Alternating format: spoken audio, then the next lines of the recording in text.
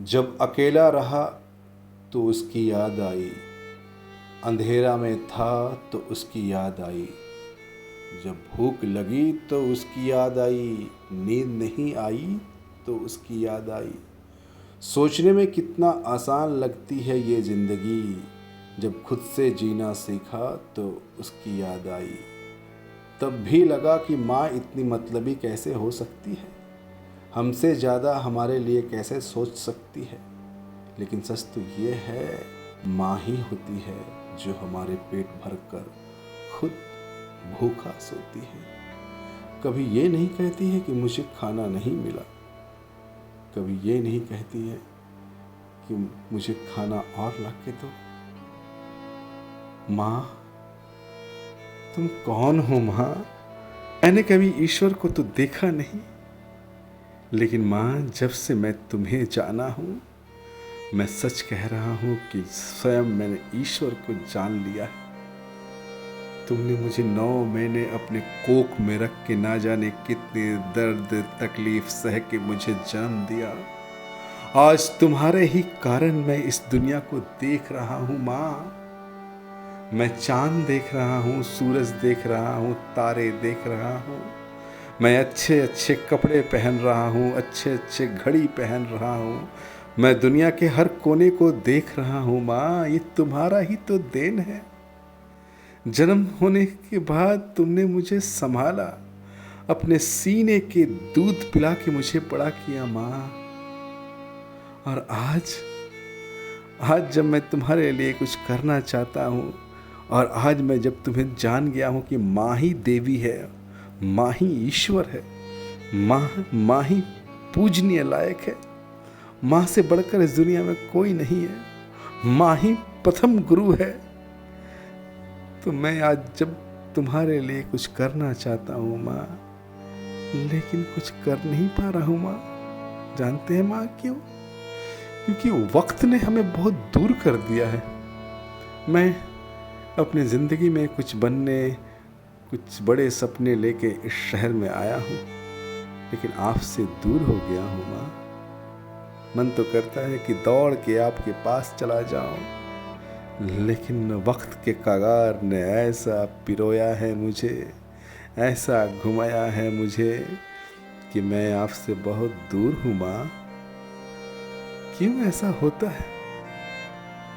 क्यों भगवान हमारे सपने जल्दी पूरे क्यों नहीं करते? क्यों हम जो चाहते हैं वो जल्दी क्यों नहीं बन जाते? क्यों हम अपनों से ही दूर हो जाते हैं, अपनों से ही जुदा हो जाते हैं? क्यों?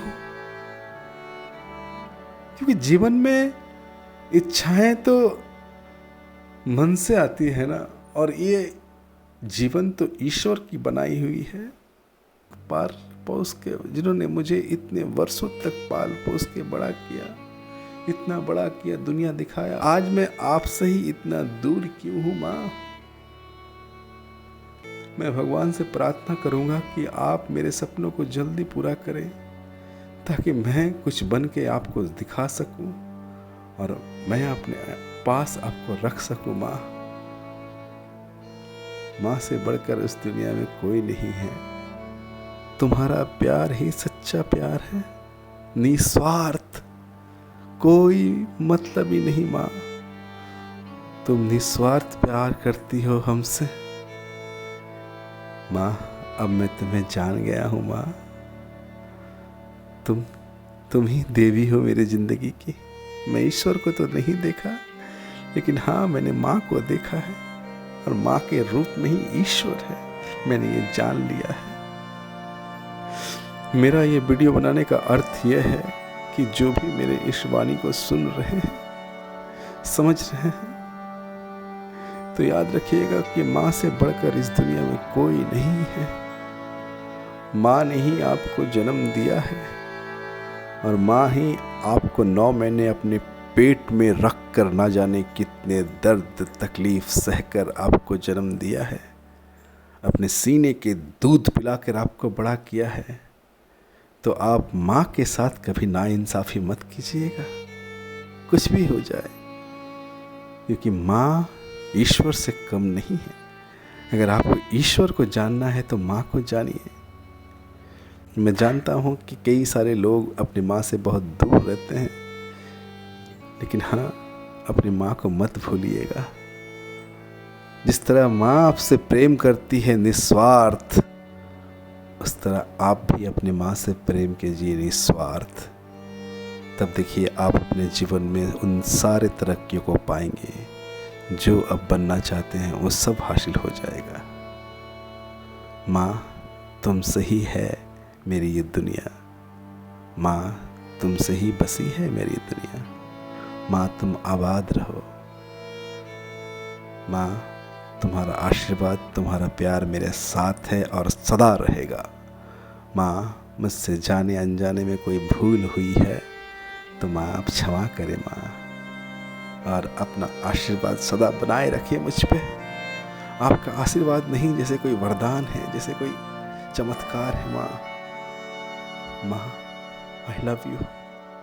माँ, I love you so much माँ।